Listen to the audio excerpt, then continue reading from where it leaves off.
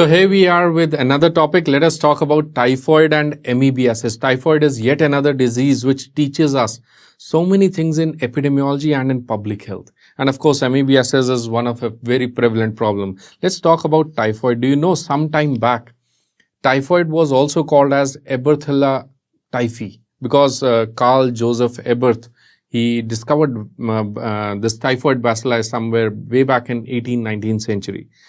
So just imagine that there is a patient who gets a fever since 3 to 4 days with paradoxical bradycardia. Mind you, it's not a tachycardia, bradycardia, with involvement of lymphoid tissues. Lymphoid tissues are also involved, with pea soup diarrhea, with rose spots on the chest. So I think you've got it right. We are going to talk about typhoid. This is a typical classical feature, clinical picture of typhoid. What are the complications which may be associated? Because typhoid, it primarily affects the gastrointestinal tract and the intestinal mucosa as well. There may be cases of hemorrhage. In severe cases, the complications I'm talking, there could even be perforations, which typically happen 7 to 10 days up till 2 weeks after the onset of the disease it starts, or there may be relapse of typhoid coming again and again. I hope you all know about Typhoid Mary.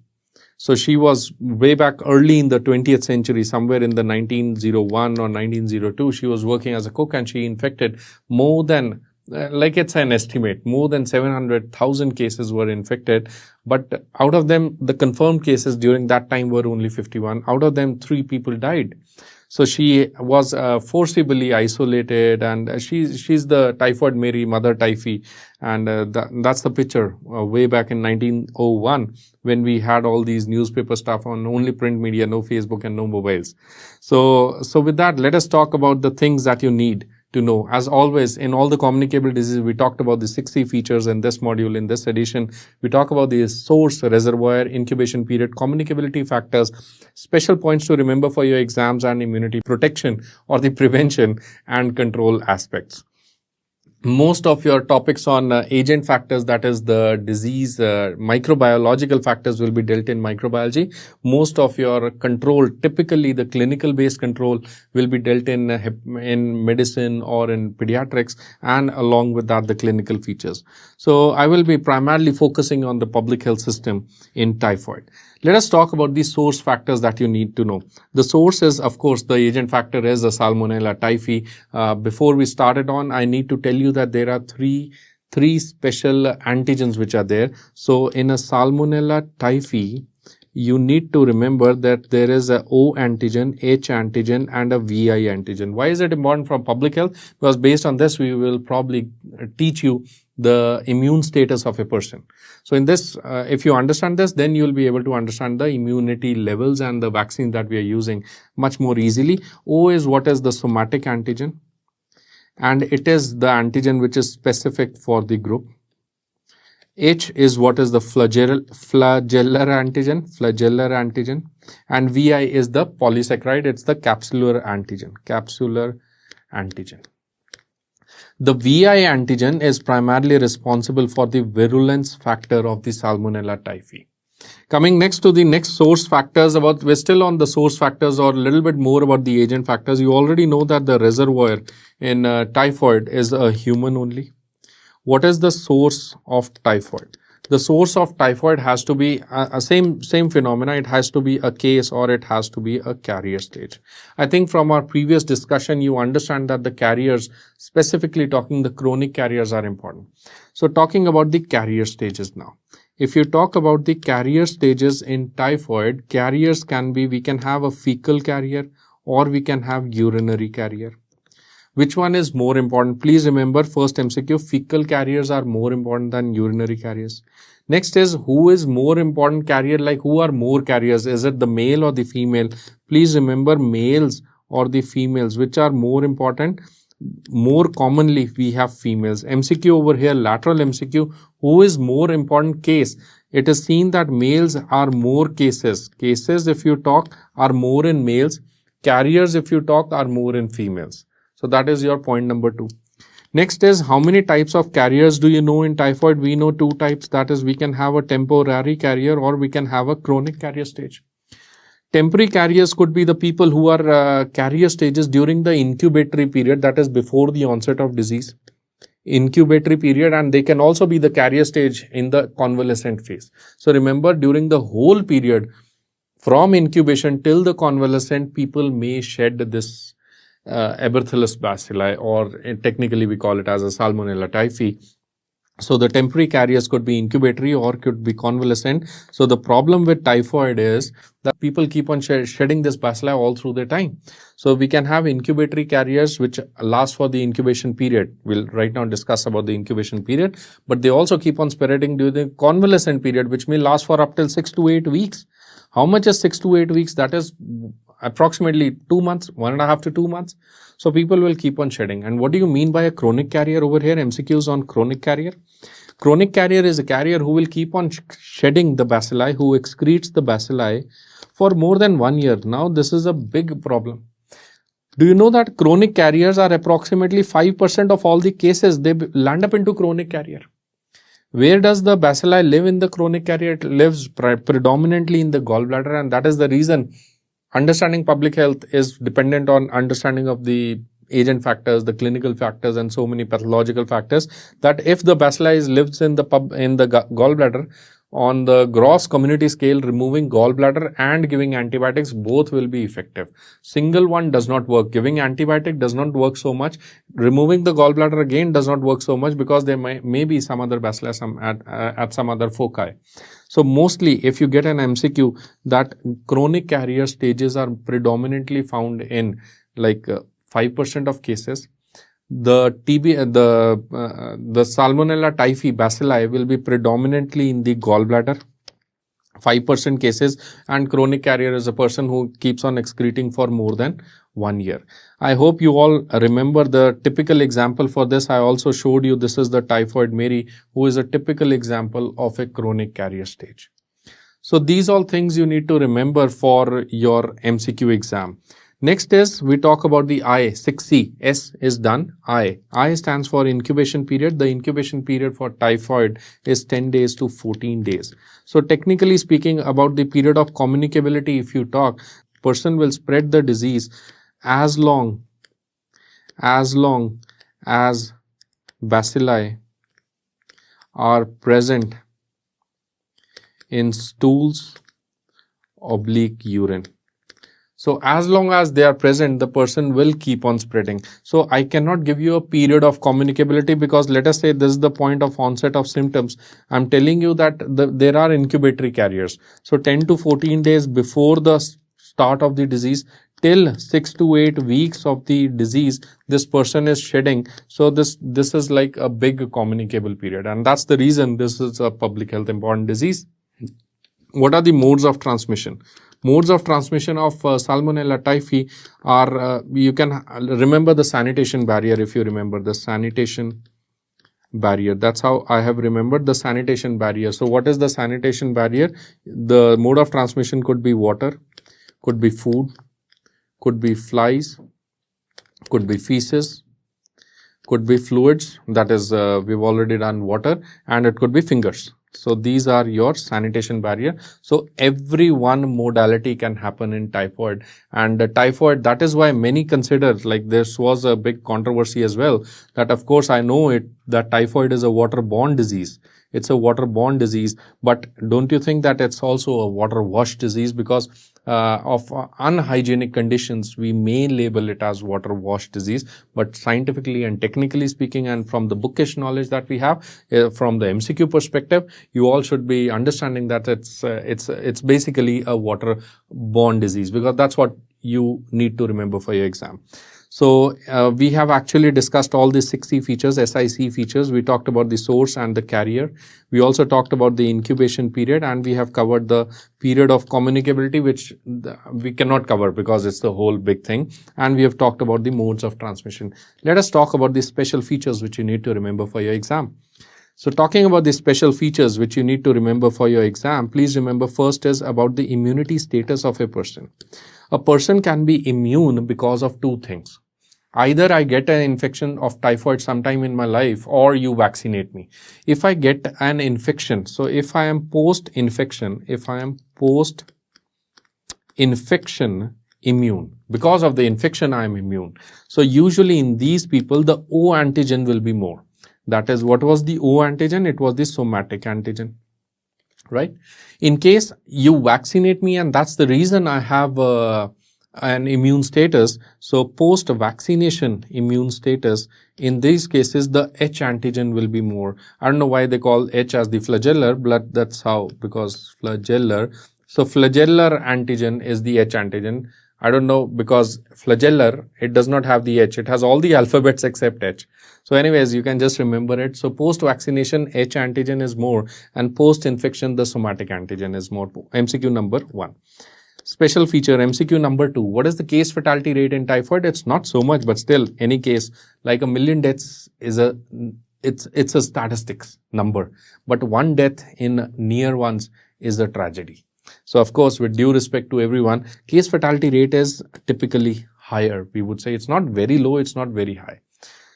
So case fatality rate is 1 to 4%. Next is, you already know that male to female, there is gender difference in this disease. Males are more often cases, whereas females are more often the carrier stages. Next is, what is the peak age for typhoid to happen? The peak age is 5 to 19 years. Specifically in boys, it can happen in girls also. What is the peak season to happen? The peak season is monsoon season, that is July till September. So these are couple of the S features that can be asked to you in your exam. The next is, let us talk about the I features. I stands for the immunity or the prevention and control. So IPC we are going to talk right now. If you talk about the immunity points, there are 2 types of vaccines which are available for typhoid. The vaccines which are available, we can have a Typhoral Typhi 21A or we can have a VI polysaccharide vaccine. You remember which antigen was for virulence? It was the VI antigen. So we take the VI antigen which was responsible for the virulence. We take that, we attenuate that, and then we give it to the patient. So that's the reason the person will develop the immunity for typhoid, but not going to have the virulence part. So Typhi Oral 21, it is an oral vaccine. It is to be given only age more than 5 years. It is given in 3 doses. It's an oral vaccine, right? Given in 3 doses on day 1, day 3 and day 5. And it has to be repeated. It has to be repeated every 3 yearly, right? So on the other hand, if you talk about the VI polysaccharide is an injectable killed vaccine. It's a polysaccharide vaccine, not killed vaccine. It is an injectable vaccine which can be given as subcutaneous or intramuscular. It is given after the age of 1 year and it is given as a single dose. It is given as a single dose injection, that is VI polysaccharide. The immunity will start after 7 days in both the cases. The immunity starts after 7 days in both the cases. One more point about Typhi Oral 21A is that Typhi Oral 21A, it cross reacts with proguanil, with the anti-malarial tablets or anti-malarial therapies, and with many other antibiotics. So that's the reason we say that Typhi Oral 21A should not be given with antibiotics or with any antibacterial drugs, or specifically talking is proguanil. So with proguanil, we don't give Typhi Oral 21A. There should be a minimum gap of, take always a gap of 3 days before and 3 days after, before and after, if in case we are giving them together. So proguanil, please remember, anti-malarial, please remember, and antibiotics with Typhi Oral 21A. Next is talking about the prevention and control aspects. You have to isolate the cases. Till when will you isolate? Isolation can be like the person may spread on the disease even in the convalescence phase or even beyond that, because you already know that there is a convalescence carrier, there could be chronic carriers. So till what time period the government says that we should isolate? Till we have 3 negative reports. negative reports from the culture, 3 negative culture reports collected on 3 different days. From what sample? 3 different days. From what sample? From either the stool or the urine. Stool or urine, whatever that patient had a positive report before. It can be like you had a urine report before and now you're checking for the stools. So whatever was positive before, again you're going to check it, 3 negative culture reports on 3 separate days from stool or from urine. Till that time we have to isolate. Next MCQ. Based on this, for the prevention and control based on isolation, you should also treat the patient. What is the drug of choice? The drug of choice for typhoid is a fluoroquinolone. So fluoroquinolones is the drug of choice. In case of multi-drug resistance, what is the drug of choice? We give azithromycin, or we can give cefixime or azithromycin. In case of fluoroquinolone resistance, in case of fluoroquinolone specific resistance, we can give azithromycin or ceftriaxone, or we can give the cefixime. So either of the thing can be given, but please mind it. So technically speaking, what is the drug of choice? Fluoroquinolone. Please mind it that the second line would be azithromycin or cefixime. That is what I wanted to tell you, that you will be giving azithromycin or cefixime only as a second line alternative. The first line alternative is of course always a fluoroquinolone. What is the drug of choice for carriers? In case there is a known carrier, how do we treat that? In case of known carriers, it is difficult. The drug of choice is ampicillin. It is ampicillin, that is penicillin group, or the amoxicillin plus probenecid. But of course, this all does not have a very good effectivity. What is the effective treatment? What is the ideal management for a carrier stage? The ideal management is cholecystectomy. Cholecystectomy plus ampicillin is given. And this is taken as one of the ideal management system we have for the carrier stage as far as current understanding is concerned. Third point. So you have discussed about the isolation of cases, the treatment of the cases and treatment or the prophylaxis in cases of carriers. And third point is what is the disinfection protocol in case of typhoid. The disinfection protocol is same. We are giving 5% cresol. So cresol is taken as that as cresol comes under the phenolic group of compounds, right? So 5% you dip anything for 5% cresol for 2 hours. That is what is the guideline for typhoid management. And then in all cases, we have to do follow-ups of the repeat culture because you're going to check for relapses, right? Repeat culture should be there. There should be follow-up of the cases. Then there should be improved sanitation, better water supply, excreta disposal, and all these things. So please remember, this is what you need to remember for your MCQ exams as far as typhoid is concerned. Next is, let us talk about amoebiasis. Amoebiasis on personal basis, I personally would not like to talk about amoebiasis. Long time back, I suffered from amoebiasis, and you literally have to get rid of this disease.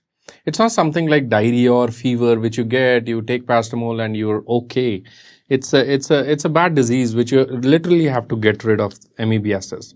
And primarily amoebiasis is a disease of food handlers, and it is happening to people who travel a lot. They eat food from different places, from different people with different hygienic levels. So that's bad about the amoebiasis. Anyways, let us talk about the MCQs which you need to know about amoebiasis. Amoebiasis on a global scale. Can you handle this, that the amoebiasis prevalence in the community? I'm not talking of the amoebiasis cases. It is about the amoebiasis. Either they are present in the trophozoite form or the cystic form. They are present in population on a global level. There are areas with 2% prevalence. There are areas with 60% prevalence. So globally, it is like two different extremes are there. If you talk of India, do you know that on an average, 3 people out of every 1,000 people might be having amoebiasis or Entamoeba histolytica. Amoebiasis is caused by Entamoeba histolytica, right? And the Entamoeba histolytica can exist in 2 forms. We have a trophozoite form or we can have a cystic form. The cystic form is which is infected. The trophozoites are there inside the body, and the cystic form is which is passed off in the stools taken up and ingested again. So that is what is the problem with amoebiasis. That's a bad fecal-oral mechanism.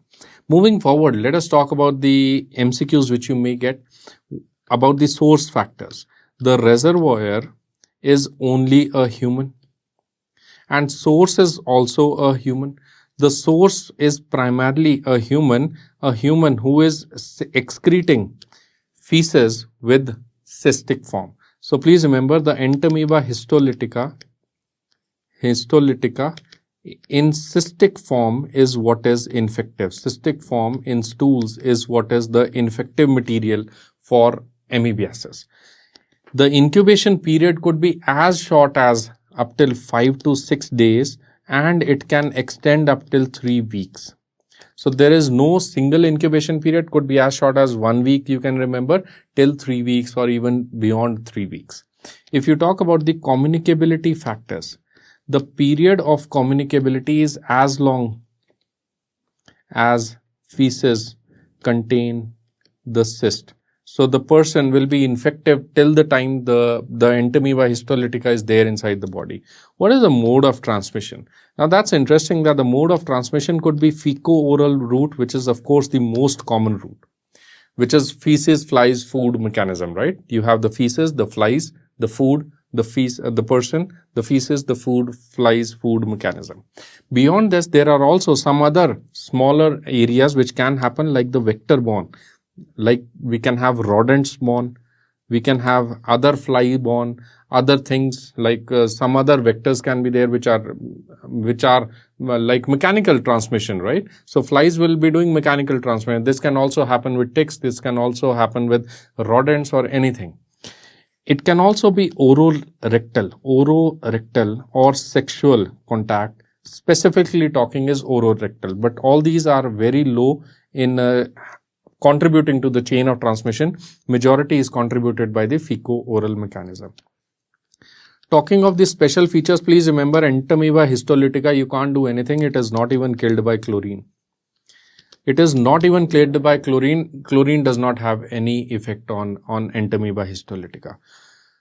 About the immunity or the prevention and control aspect, please remember, there we can have a primary prevention or a secondary prevention. The primary prevention could involve sanitation, could involve better water supply. What do you mean by better water supply? That means there should be a continuous water supply, because it is seen that in continuous water supply, the chances of getting any type of infection would definitely decrease. And in case we are giving an intermittent supply, then the water supply during that intermittent phase, there is again increase in the chances of the bacterial growth or whatever microbiological growth. And primary prevention could also involve the food hygiene. Very importantly, the food hygiene should be improved. So secondary prevention primarily means about the treatment, right? So for treatment, the drug of choice you can remember is the metronidazole. But for carrier stages, we have a different drug of choice. For carrier stages, we can have a dihydroxyquine. We can also have a diloxanide furoate, which can be the drug of choice for the carrier stages, or we can have metronidazole as the drug of choice for secondary prevention in cases of amoebiasis. So with that, we have finished the topic on amoebiasis.